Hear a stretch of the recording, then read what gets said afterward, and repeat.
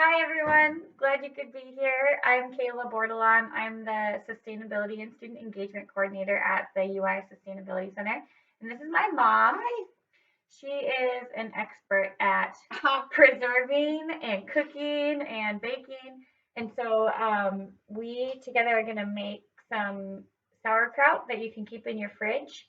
Um, Hopefully, this is something that you could use to take care of leftover vegetables after maybe a bit of overbuying at the grocery Just a stores little. recently. So first, we want to show you a list of the materials that you'll need.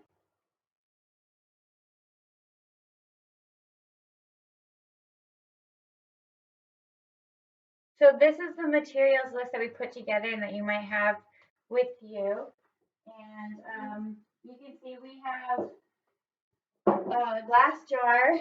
We think this is about the right size for 2 pounds of cabbage, but you might have jars that are smaller, and that's fine.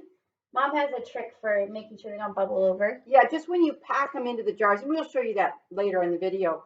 The as they ferment, they will create bubbles, which will push the cabbage up, and you don't want to overfill the jars. So you're only going to fill the jars about maybe 2/3 or a half full. That way, it doesn't overflow onto your counter and make a mess. So you probably need more Yeah. jar capacity than you expect with the Yeah, cabbage. you're going to need some space at the top, right? So there's the glass jars, and they don't need to be sealable lids. Is that right? No, you're not going to seal it. You're not going to try to make it airtight. It needs to breathe. So the lid just kind of sits on top and keeps, dust and whatever flies out. But it's not going to be sealed and be airtight. If they have a glass jar with no lid, could they just put plastic over the top with a rubber band? Yes, plastic with rubber band work good. Cheesecloth over the top is kind of traditional. Okay. So yeah, glass jar. Cutting board and knife. We're using a big metal bowl to mix everything. Yep. What else? Sea salt. This is sea salt. You want to get some kind of salt that doesn't have iodine in it. That's the main thing. Sea salt just adds a few extra nutrients. And then if you want, you can add some probiotic yogurt whey, and I'll show you how to do that to just add some extra healthy bacteria to your fermenting mix. And then this is the cabbage. It's 2 pounds of cabbage. The cabbage to salt ratio can be a bit tricky. So what mom likes to do is weigh the cabbage, and then she knows exactly how much salt to put in. Cabbages, can be different levels of density, so they can weigh substantially different amounts. So when you're at the store, it's useful to weigh it there if you don't have a scale at home, and try to get a cabbage as close to 2 pounds as possible. Okay. And then we had just some old carrots in the fridge, and so we'll peel these and show you how you can add other vegetables to your sauerkraut. And those are the main ingredients. Pretty simple. Yeah. It doesn't take a lot. Cool. So what's the Wash next hands? step? Yeah. Okay, so the next part is simply shredding the cabbage. And if you have a mandolin slicer, I'll show you mine. This is a fancy one I bought at a yard sale. And you slide the cabbage up and down. You can use that, but you can also just chop it on a chopping board and just get it as thin as you can. It's not critical. Mom's secret is that she uses a Cuisinart. Yeah, I use a Cuisinart with the thinnest blade possible. I'm going to rinse this cabbage off and peel off 1 or 2 of the outer leaves just to make sure it's all good and clean, considering our whole COVID thing going on. We're going to move to the table for a better view. Okay, is it starting? Yep. All right, here we've got our head of cabbage, and I am going to cut it in half. Set one part of that aside. Here it is. And we're just going to start shredding. Just be careful with your fingers. And how fine do you want it shredded? Probably as fine as you can do it. I don't know if you can see that. I've got it. It's less than 1/4 of an inch. But there's on the outside, there's going to be bigger pieces because of the way that it cuts, and you can just go back and cut them up like that. I think it's easier to do this with the core of the cabbage still in there because the core holds everything together. But you can also take the core out first and then do this. But I'm just going to cut on a diagonal so that I don't cut into that core.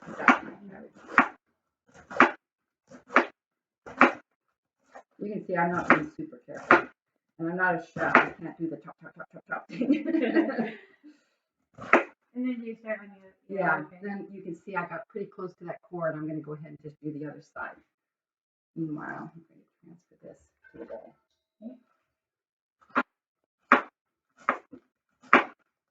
This is a small recipe. I would use to make a lot more meats. So I wouldn't even want to bother getting the poison art dirty for this now. So now I'm getting down to the core again. I'm going to just flip it on its side and cut the last of this out.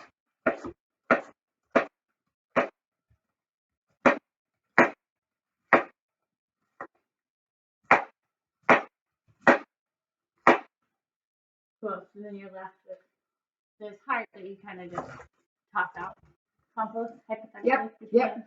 Put that in your compost. We have it in the chicken bucket over here. Yep. Put it in the chicken bucket.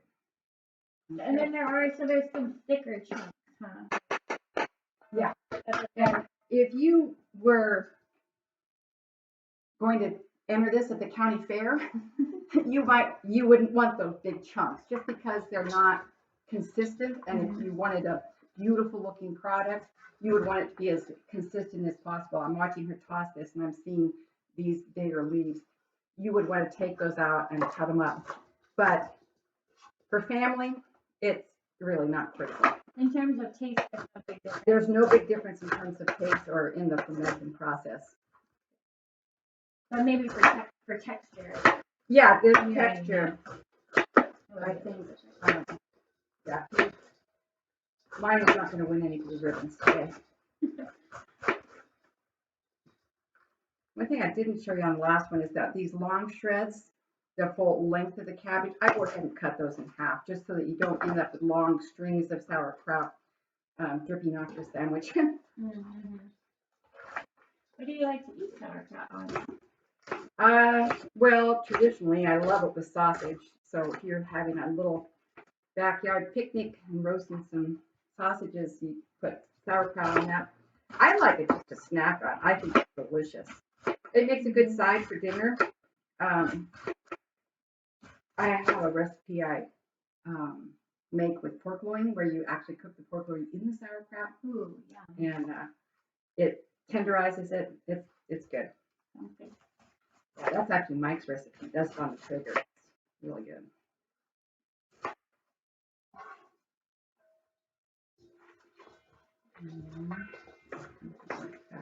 We've been enjoying some backyard campfires since no one's really going anywhere these days.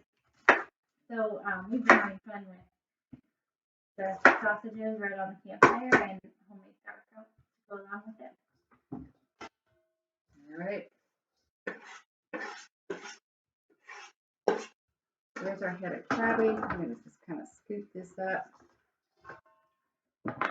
Put it on the other counter. And I'm just going to wash and peel these carrots real quick so that we can add a little color to our sauerkraut. Okay, while she is doing that, I think we're going to go ahead and add the salt to this. Here's my salt. Here we go.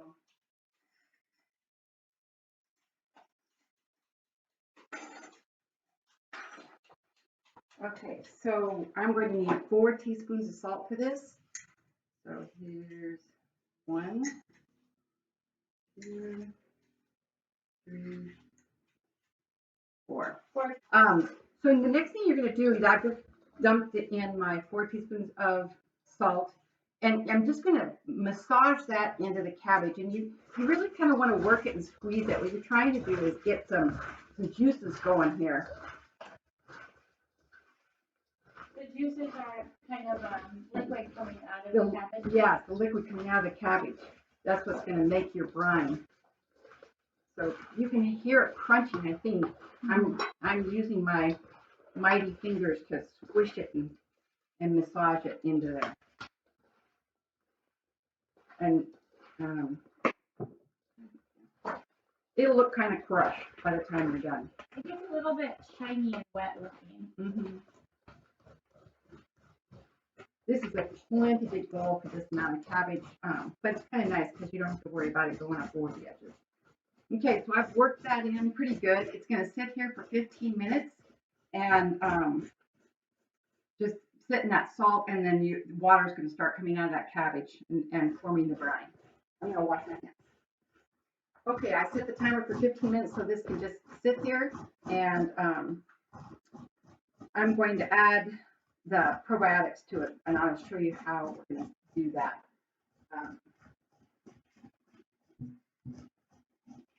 So the probiotics piece is optional. It won't really change the outcome of your sauerkraut, but it will add some healthy bacteria. Right. So you can do this, or you can totally leave this step out. It doesn't matter. So to get the yogurt whey, which is the watery part of the yogurt, out to add some probiotics to the sauerkraut, I put about a cup of probiotic yogurt in a clean dishcloth. You can use cheesecloth or whatever you have. And then I just used a twist tie and hung it from my cupboard over a bowl. And it's been dripping into this bowl for about an hour and a half. And I have about a quarter cup of whey in here. So I'm going to go set the yogurt in the sink. This comes out really good, makes great dips because it's really thick yogurt. Okay. And you can add spices to it, and it makes a great cheese spread. Substitute for cream cheese. That's good. And the whey, you're going to measure it out. And put it in here. Okay. So I'm just going to add 2 tablespoons of this whey. And if you looked at it, it's just kind of watery. It just looks like kind of cloudy water. I'm going to add a tablespoon, and I can't quite scoop that up. I'm going to add another tablespoon. And why would you not add more? You know what, the recipe I followed just said to add 2 tablespoons for 2 pounds of cabbage. Uh-huh. And so I've just done that. I don't think it would make any difference if you added more. There's so little left in this bowl. I'm just going to put it in.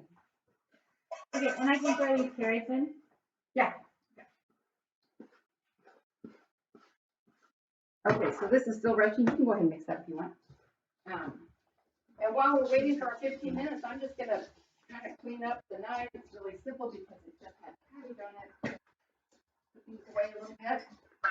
All right, while we're letting that cabbage sit and get juicy, I rolled the yogurt that we dripped the whey out of into this bowl, and it doesn't really stick to the cloth very much. It kind of rolls out in the blob, and you can see that this is very thick now. And I am just going to mix some ranch dressing mix with it and use it as a veg dip. And it's nice because it's really thick and it stays on your carrots and celery sticks. Sounds good. Okay. Okay, it's been 15 minutes, and this is what our mix looks like. We have 2 carrots in there, so it's a petite orange. And you can see, oh, there it is. You can see the liquid kind of dripping out. Yeah, there's lots of liquid in there. And you can also see how kind of shiny it is. And wilted. Wilted, that's a great word. Yeah. Okay, so that's where we're at. All right, next thing we're going to do is we're going to take this and we're going to pack it into our jar. I think this might fit, but actually it might not. So we might need 2 jars. And you can use as many of these quart jars as you need to fill up about 2/3 of the way full and no fuller. And you really want to pack it in, right? Yep, we're going to really pack it in because we want it to be covered in the juice that it's made itself, that brine that is in the bottom. So I'm going to just kind of poke it in there. If you can get your fist in there, you can do that too. In the smaller jars, you might need to use the stick or just something that you can tamp it down with. That's a good reminder that if you have a wide mouth, if you're using these canning jars, if you have a wide mouth one, you might be able to actually fit your hand in there to push this all down. These small mouth ones would be harder. This one's great because I can use my fist. You can hear it squishing around in there. Mm-hmm. I can see it kind of bubbling even. It looks like there was plenty of room. Yeah. Is it okay if the jar's too big? I don't think you could have too big a jar. Okay. I think just a too small a jar is an issue. Great. So there's the juice and some more cabbage right here in the bottom. I'm just going to try to pour all that in there without making a mess. And get this extra stuff on the sides. And what's the point of really packing it down? Because you want it to be covered by the brine. Okay. And at this point, because there's not a whole lot of brine there yet, there'll be more as it sits. You need to pack it down in order to get it covered by the brine. Okay. Oh yeah, you can. Yeah. Yeah, it's kind of nice with the carrots in there because you can see the brine better because it's orange. There, can you see that that brine? Yeah. So I'm packing that all in, and you want it to completely be covered by. And is this look completely covered to you? Is that kind of what it will look like? Yeah, this is what it'll look like. I'm gonna show them on the top as well. Yeah. There. It's kind of hard to see how close the brine is to the top there. That's good. You can see it's right there. If you don't have enough brine, maybe your cabbage is a little drier, which they can vary. You can make some more brine and pour it in on top of it. And the ratio for making it is it's 1.5 teaspoons salt to 2 cups of water. And you can mix up a little bit of salt and water and then pour that in and make sure it's covered. I think 1.5 teaspoons salt to 2 cups of water. To make extra brine. To make extra brine. And I think I'm actually going to do that because the top of my cabbage is kind of sticking out. And the reason that's not good is because it can mold on the top. It won't hurt anything. I mean, you could pick that off and everything else will be fine. But you really don't want mold in your sauerkraut. So you want the brine to cover everything up. Okay, we're going to do that. We're going to make a little extra brine to add. And you want the water warm? Just to dissolve the salt would probably be faster than use warm water. So Mom's just getting warm water from the tap. And she's going to dissolve a little salt in it so that we can add it in here. While she's doing that, maybe I will show you another one of her creations that I've been enjoying. These are just refrigerator pickles. Vinegar, salt, sugar, obviously, cucumbers. And she added onions to these too, and a little bit of turmeric for the color. What am I missing? Vinegar, salt, sugar. There's mustard seed in there. Mustard seed and spices. And they keep in the fridge for weeks and taste delicious. Okay, so you can see I didn't add very much. I made up 2 cups because it's 1.5 teaspoons of salt, and I used about half a cup there, and now there's plenty of brine on the top. Okay, so this is what it looks like when there's plenty of brine. So you can see it's not really, it's not way up here or anything above the level of the cabbage, but it's definitely covering all the cabbage. Okay, the last thing I'm going to do is wipe down the inside of the jar with a clean paper towel. I'm just getting the smidgens of cabbage and stuff. And again, it's just because they're not down in the brine. I'm going to make sure that everything's down there in the brine. Okay, wipe off the outside a little bit. Take our table. All right, and then we are done. That's that simple. I'm going to set that lid on there. I'm not going to screw it down tight. It's just going to be loose so that it can kind of breathe. And we're going to just set that on the counter in the kitchen. Houses, house temperature, 68, 70 degrees. And it's just going to sit here. And how long do you let it sit? In a couple of days, you can start eating it. Okay. You can start eating it right away. I mean, it'll taste like salty cabbage. But in a few days, you'll start seeing bubbles. And you'll see them on the inside of the jars in here. And you'll see bubbles. And you'll see that the brine level has come up. It's going to look like it's coming up because there's going to be pockets of air down there, which pushes everything up. Okay. So. And then how long would you leave it out before you felt like you should put it in the fridge? You can leave it out indefinitely, but when it gets to the point that you like it, you're like, oh, this is sour enough that I really like it just like this. You want the fermentation to stop at that point, then you put it in your fridge. And for me, that's about 7 days. after about 7 days, I put it in the fridge. And then that stops or really slows down the fermenting process. And then it doesn't keep getting more and more sour. Are there other safety concerns that you have or safety precautions that you take with fermenting food?